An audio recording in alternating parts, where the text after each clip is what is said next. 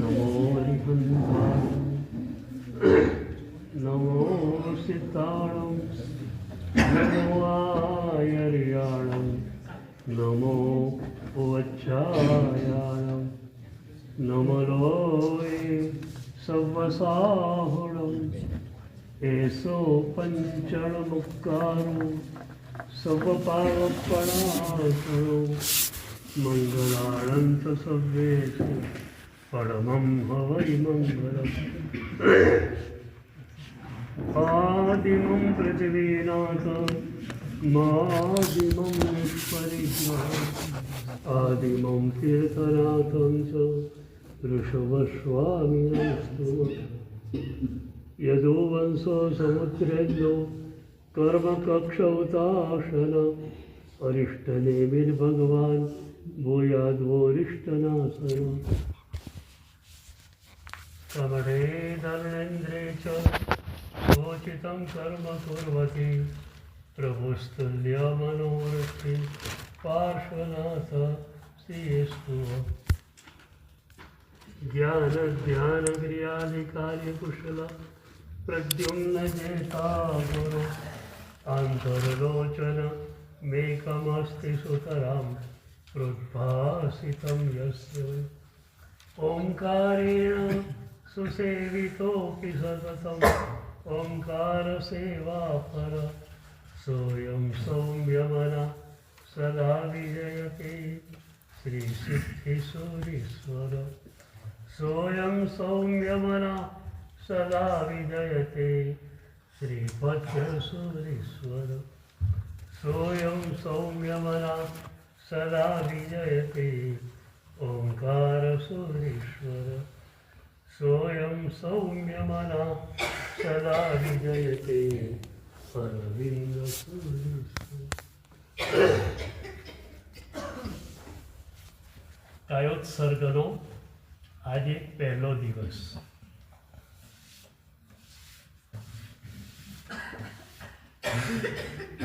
મનને શાંત કરવું આમ બહુ મુશ્કેલ છે, પણ એની ટેકનિક આપણે શીખી લઈએ તો એ એકદમ સરળ છે. નાનકડું એક પદ નમો હરિહંતાણું અથવા તિથ્થય રામે પશ્ય એના ઉપર ધ્યાન એવું કેન્દ્રિત કરીએ કે મન એ વખતે એમાં જ પરોવાયેલું હોય. હું બે જાતની એકાગ્રતાની વાત કરું છું. એક સાધન એકાગ્રતા, એક સાધ્ય એકાગ્રતા. સાધ્ય એકાગ્રતા એટલે સ્વરૂપમાં ડૂબી જાઓ. તમે તમારો અનુભવ કરો એ સાધ્ય એકાગ્રતાને કારણે. એટલે આપણું અલ્ટિમેટ ગોલ તો નક્કી જ છે કે મારે મારા સ્વરૂપનો અનુભવ કરવાનો છે. એના માટે સાધનરૂપ એકાગ્રતા આ છે કે જપના એક નાનકડા પદમાં મનને પરોવી દીધું. એટલે મન એક પદમાં એકાગ્ર બની ગયું. હવે એકાગ્રતા એમની એમ રહેશે, પદને બદલે સ્વમાં એકાગ્રતા રાખવી છે. આવો જ એક પ્રયોગ બીજો શ્વાસનો છે. શ્વાસ અનિયમિત તો મન જે છે તે વિચારોમાં ગૂંથાયેલું રહેશે. તમે શ્વાસને સ્થિર શાંત કરી દો તો અંદર જવામાં તમને બહુ સરળતા રહે. એટલે જ આપણો કાયોત્સર્ગ શ્વાસ ઉપર જ આધારિત છે. પહેલાંની પરંપરા આ જ હતી કે આટલા શ્વાસોશ્વાસ અને એ પણ લયબદ્ધ રીતે થવા જોઈએ. પછી લયબદ્ધતા આવી ગઈ તો શ્વાસ તરફ નજર રાખવાની જરૂર નહીં. તમે પદ બોલો એ શ્વાસોશ્વાસ પ્રમાણે જ હોય, ટેવ પડી ગઈ. એટલે જ શાસ્ત્ર વચન આવ્યું, પાય સમા ઉષાસા. આપણે એનો અર્થ એમ કરી લીધો કે નમો રેમ દાડો બોલીએ એટલે ઉશ્વાસ થઈ ગયો. મૂળ વાત આ છે. તો કાયસ્થ સર્ગમાં વિભાવો ઉપર વિજય મેળવવા માટે શ્વાસને શાંત સ્થિર કરવાની આખી વાત છે. આપણે અત્યારે અધૂરા શ્વાસે જીવીએ છીએ. વચ્ચે એક સવાલ આવેલો કે હિન્દુ યોગીઓ 500-600 વર્ષ સુધી જીવે છે. ધોરંધર વિજય મહારાજ કહેતા કે ઇકબાલગઢ પાસે જે ડુંગર છે એના ઉપર એક સંત રહેતા. તો અત્યારે જે માણસો એના દાદા કે બે જીવાતા આવા હતા, અને એના દાદાએ સાંભળેલું હોય કે પોતાના દાદાએ આવું કહેલું કે આ સંત આવા જ હતા.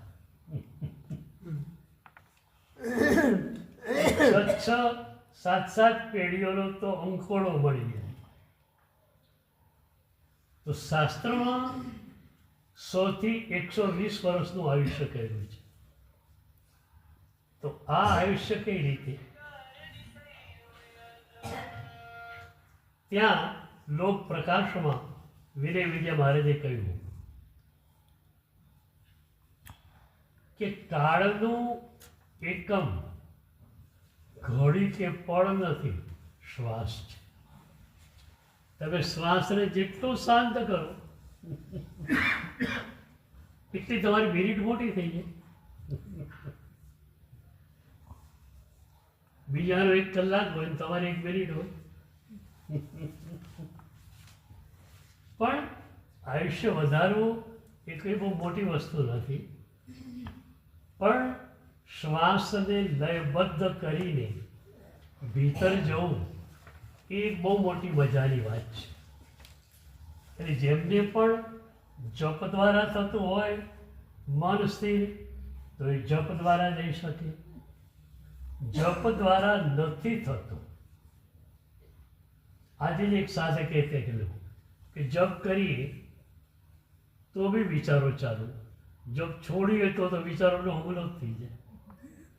ફરી પાછો જપ લઈએ તો પણ વિચારો ચાલુ રહે.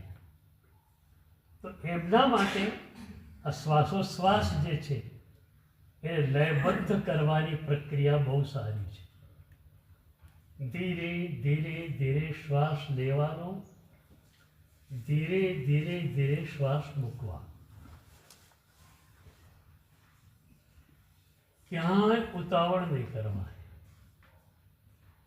અને 5-10 મિનિટ તમે ધ્યાન આપો એટલે શ્વાસની લયબદ્ધતા ચાલુ થઈ જશે. અને એ શ્વાસની સ્થિરતા આવી તો વિચારો જે છે લગભગ જતા રહેશે. ગુરુજી હમણાંના યોગાચાર્ય થયા. એક પ્રોફેસર એક વિષય લઈને પુસ્તક લખવા માંગતા હતા કે ગુરુજીએફને કોણે શીખવ્યું. આજે અમેરિકામાં અને ભારતમાં પણ એક ચોક્કસ વિષય લઈને પુસ્તક તૈયાર કરવામાં આવે છે. એક પુસ્તક તૈયાર કરતા 2 થી 5 વર્ષ લાગે છે. સારો લેખક હોય તો પ્રકાશક એને પહેલેથી 2-5 લાખનો ચેક આપી દેતા હોય છે. તિથલમાં અશ્વિન મહેતા મળેલા. બહુ સારા પુસ્તકો એમના આવતા. તો એકવાર ભારતના સાગર કાંઠાઓ પર પુસ્તક બનાવવાનો વિચાર આવ્યો, ફોટોગ્રાફ સાથેનો. ઇંગ્લેન્ડની એક સંસ્થા સાથે કરાર થયો. તો 2-3 વર્ષ લાગે. 2-3 વર્ષ સુધી 5 સ્ટાર હોટલમાં રહે, જમે, ફર્સ્ટ ક્લાસમાંથી ફ્લાઇટમાં પ્રવાસ કરે, એ બધો ખર્ચ ઉપરકાશકનો.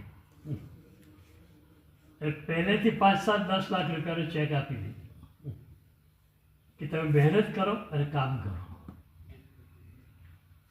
તો એક પ્રોફેસર આ વિષય ઉપર કામ કરતા હતા કે ગુરુજી આટલા મોટા યોગાચાર્ય થયા, તો ગુરુજી એમને શીખવ્યું કોણ?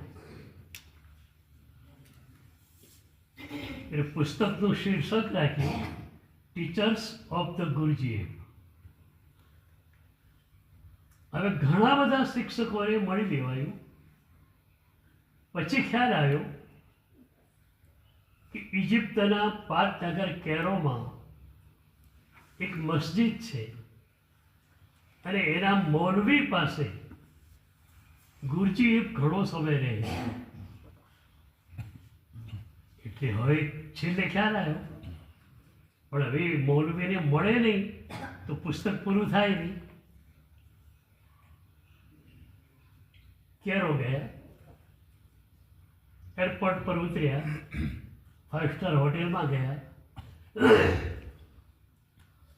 પછી એમણે ટ્રાય કર્યો કે મૌલવીને મારે મળવું છે, કઈ રીતે મળે?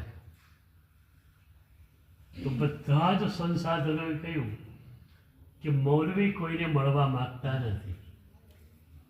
ચિઠ્ઠી લખી કે સાહેબ મારું આ એક પુસ્તક છે અને તમને ન મળું, તમારો ઇન્ટરવ્યૂ ન લઉં તો મારું પુસ્તક અધૂરું રહી જશે. કોઈ જવાબ નહીં. મૌલવી એટલા અંદર ઉતરી ગયેલા કે ન પ્રશંસાની ઈચ્છા હતી, ન કંઈ બોલવાની ઈચ્છા હતી, ન કંઈ કરવાની ઈચ્છા હતી. મસ્જિદમાં શુક્રવારે પ્રવચન માટે પણ મૌલવીએ બીજા એક મૌલવીને તૈયાર કરી દીધી. અનુભૂતિની કક્ષામાં કોઈ પણ માણસ જાય, પછી એને બોલવાનું ગમતું નથી, કંઈ કરવાનું ગમતું નથી, માત્ર અનુભૂતિની ધારામાં રહેવાનું ગમે છે. એક વખત મને એક સવાલ પૂછાયેલો કે આપણા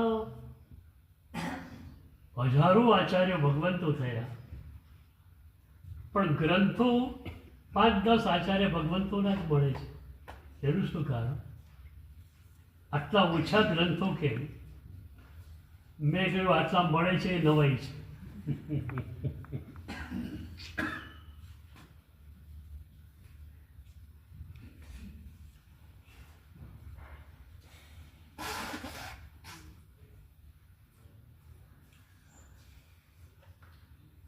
મેં કહ્યું આ બધા આચાર્ય ભગવંતો અનુભૂતિની ટોચ પર પહોંચેલા, હવે અભિવ્યક્તિમાં આવી ક્યાંથી શકે?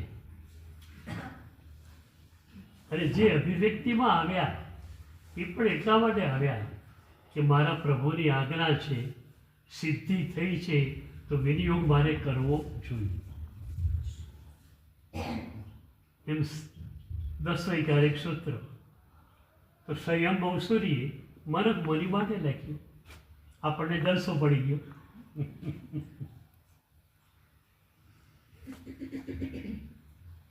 તો મૌલવી અંદરની દુનિયાના માણસ હતા. ન કોઈને મળવાની ઈચ્છા છે, નક્કી કરવાની ઈચ્છા છે. છેવટે પેલા પ્રોફેસરે જોયું હોટલનું બિલ તો ચડતું જાય છે રોજ. 15 દિવસ થયા અને મૌલવીના ઇન્ટરવ્યૂનો ઠેકાણું પડતું નથી. તો મૌલવીની જોડે નજીકમાં કોણ? એ શોધ કરી એ માણસને પકડ્યો અને એને કહ્યું કે તમે ગમે તેમ રીતે મૌલવી સાથે મારો મેળાપ કરાવી આપો. પેલો કે અશક્ય છે, એ કોઈને મળવા જ નથી માંગતા. એ માત્ર એક રૂમમાં બેઠા હોય છે, ખાવાનું કોઈ આપે તો ખાઈ લે છે, નહીં તો ખાવાની પણ જે છે એમનો ખ્યાલ નથી હોતો.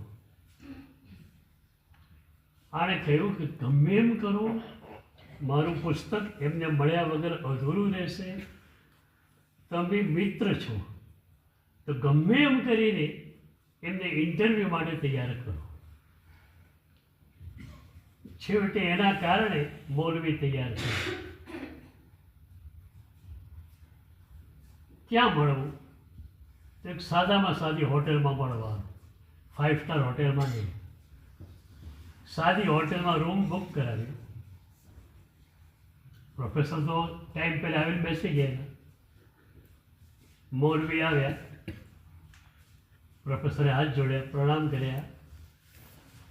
મૌલવી બેઠા, એ પણ બેઠા.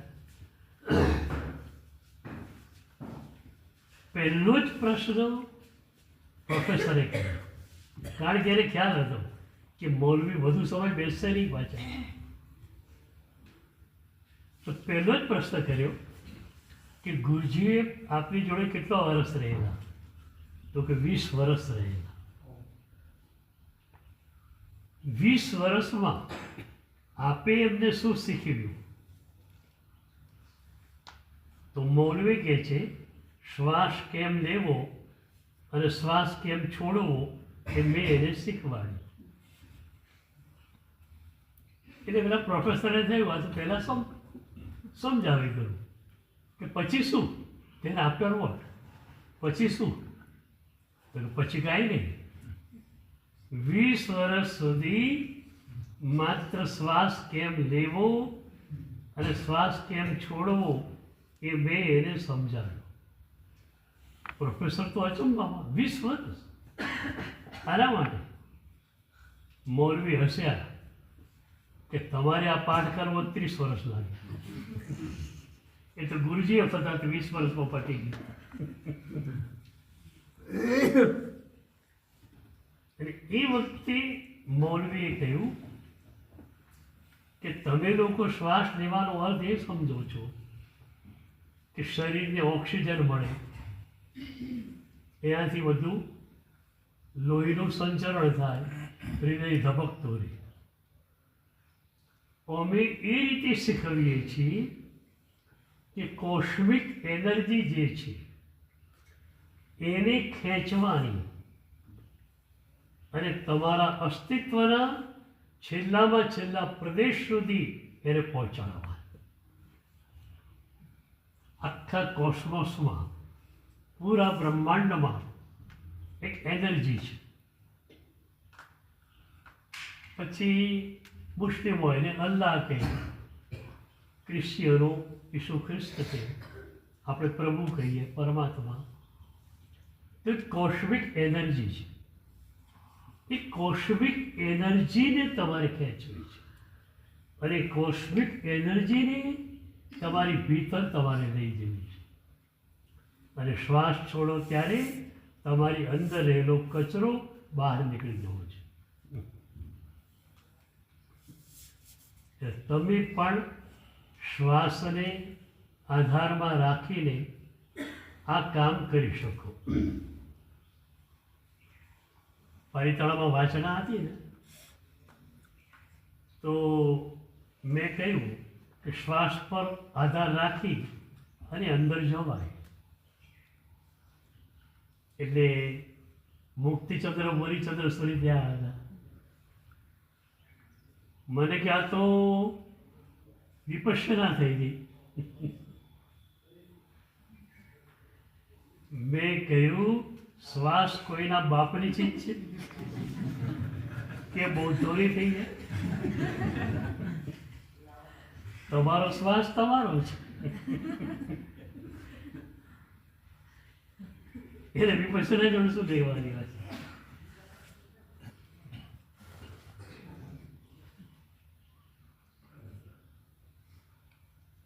તો જાપથી પણ અંદર જવાશે, કાયોત્સર્ગ દ્વારા પણ અંદર જવાશે.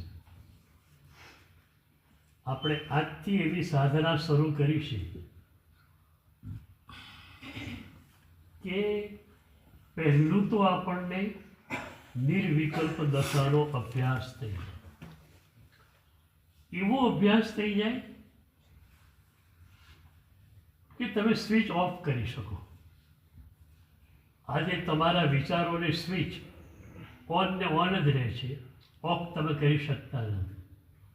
આ નિર્વિકલ્પ દશાનો અભ્યાસ કરો, આમ બેસી જાઓ, તરત જ વિચારો સાથેનું કનેક્શન તૂટી જશે. સાધના શિબિરોમાં જે લોકો આવ્યા એમાંના ઘણાએ કહ્યું કે સાહેબ, માત્ર અમે ધ્યાનમાં જઈએ છીએ, વિકલ્પોથી એકદમ રહિત બની જઈએ છીએ. આ અનુભવ રોજિંદા જીવનમાં બહુ કામનો આવે છે. એમ લાગે કોઈ રફલી બોલી રહ્યું છે અને મનમાં ગુસ્સો થશે. ગુસ્સો થશે ને હું કંઈક બોલીશ, સામેવાળો કંઈક બોલશે, આખો ચક્ર ચાલશે. એ વખતે માત્ર આમ કરીને બેસી જાઓ. આ મુદ્રા અને વિચારો ઓફ થઈ જાય. તો શ્રાવકોને, જે લોકો સંસારમાં રહે છે, એમની પણ આ સાધના આટલી સરસ રીતે મળી જાય તો તમને કેમ ના મળે? એટલે પહેલો નિર્વિકલ્પ દશાનો અભ્યાસ, અને એ પછી ઉપયોગ અને સ્વમાં નહીં જવાનો. જ્યાં સુધી વિકલ્પો છે ત્યાં સુધી વિકલ્પોને પરમાં જ જવાની ટેવ છે. એટલે કારણ નહીં હોય, નિમિત્ત નહીં હોય તો સ્મરણમાં લાવશે કંઈ, પેલાએ મને આમ કહ્યું અને એમ કરીને ગુસ્સો કરશે.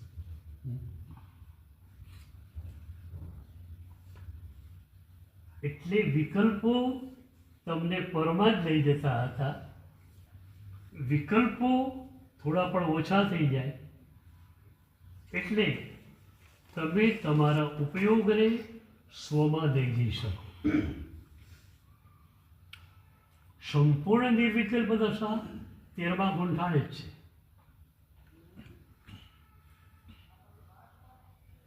જ્યારે રાગ પણ ક્ષીણ થઈ જાય છે, પણ મોટા મોટા વિકલ્પોથી આપણે પર થઈ જઈએ એ અત્યારે મળી શકે છે. તમારે તો સૂક્ષ્મની સ્થૂળ વિકલ્પો જ હોય ને અત્યારે તો. પેલા આમ કર્યું, પેલા આમ કર્યું. સાધુની દૃષ્ટિ નીચે જ હોય, એક સાધ્વીજીની દૃષ્ટિ નીચે જ હોય. સ્વાધ્યાય કરતી હોય, આમ જોતી હોય, તમને ખબર શું પડે કોણે શું કહ્યું, કોણે નહીં.